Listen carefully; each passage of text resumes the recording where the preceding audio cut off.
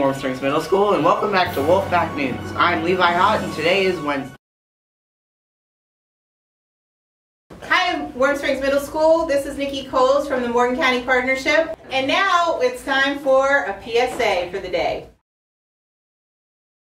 What happened to you?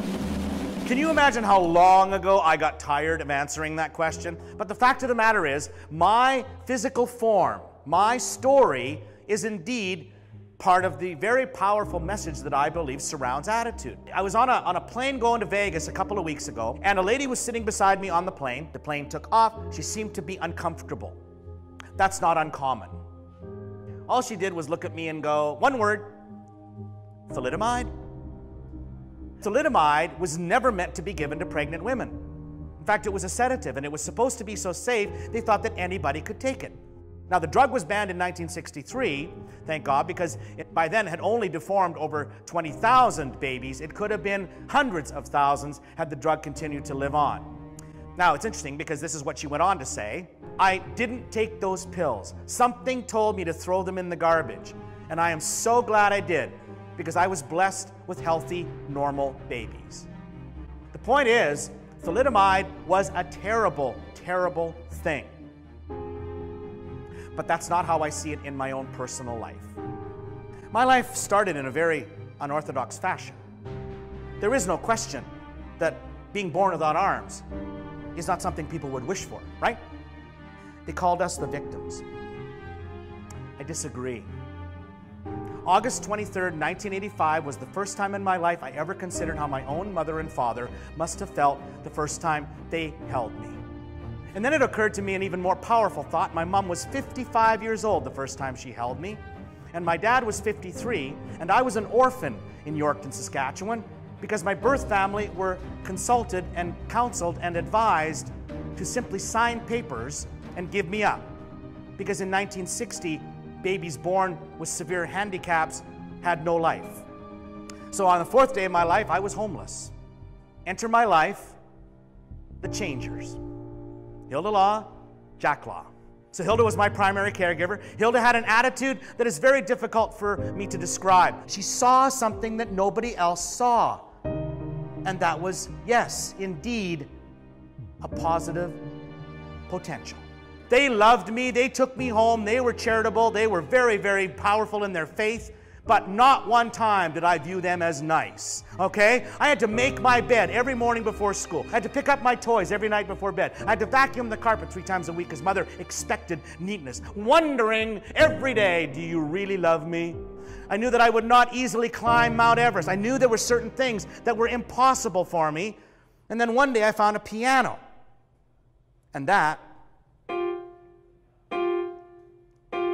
was huge. I'm looking at my feet, I'm watching the piano, I'm thinking, I'm gonna suck at this too. That's how I felt. But Mom heard me play, and she came racing down to the basement. And she said, was that you? I gave the standard 10-year-old answer. Do you see anybody else down here? And then she made me play it again. And then she stood behind the piano crying. I would ask my mother, why did you cry behind the piano that day? She said, you don't really understand, do you? What? How hard it was to be with you every day. To see the looks, to see the stares, to hear the insults. But more than anything, the hardest part, Alvin, was to push you beyond belief. Hello, Mrs. Law. My name is Blaine McClary. I'm the band director for the Yorkton City Band Program. Do you have a son named Alvin? We do. Does Alvin have a talent for music that you're aware of? Do you think he'd like to be in the band? Well, Mr. McClary, probably a good time to tell you that Alvin sort of has no arms. Hello? But when I walked in the house and saw my mom smiling in 1971, I'll never forget that smile. I'll never forget that day. She had a great smile, ugly teeth, great smile. She goes, honey, I got news for you. You're gonna be in the band. What band? School band. Well, how'd that happen? I don't know. We're gonna go to the school and find out right now. Get in the car, we're going to the school. On the way to the school, she told me about the first phone call that happened 6 weeks earlier. She didn't tell me about it because the guy hung up.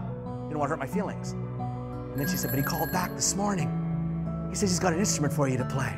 A trombone. A trombone. And like a game show host, he went, what do you think? I was 11. What do you think I thought? It was the stupidest looking thing I'd ever seen in my entire life. Well, can you move the slide with your foot? Yeah, I can do that. Well, I can do that. That's cool. Can you make this noise? Okay, good. Can you do it in the mouthpiece and move the side? Yeah. Well, this noise came out. 11-year-olds love noise, don't they? But I particularly was affected. I loved that sound. Just a feeling. That day changed the pathway of my life. What really changed my world? Was it the trombone? Not exactly. The girls didn't want to date me because they couldn't quite grasp holding on to this. That's what makes my wife Darlene that much more special. She doesn't see the outside. She sees the human. And there is a difference. My life in music is what changed it all. Music taught me that life does not change in one day, in 1 week, in 1 year. It takes steps after step after step after step after step.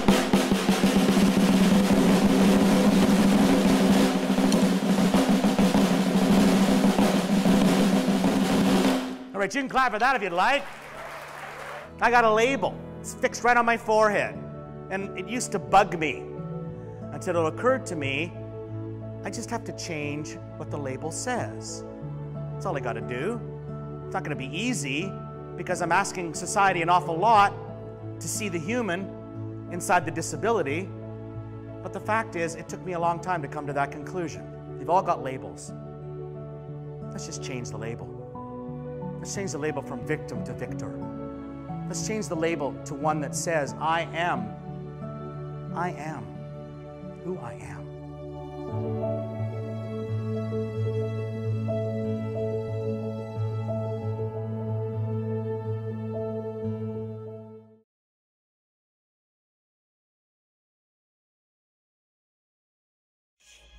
That was great. Thank you for watching WolfPack News. In the meantime, if you have a story to share with us, you can email wolfpacknewschannel@gmail.com.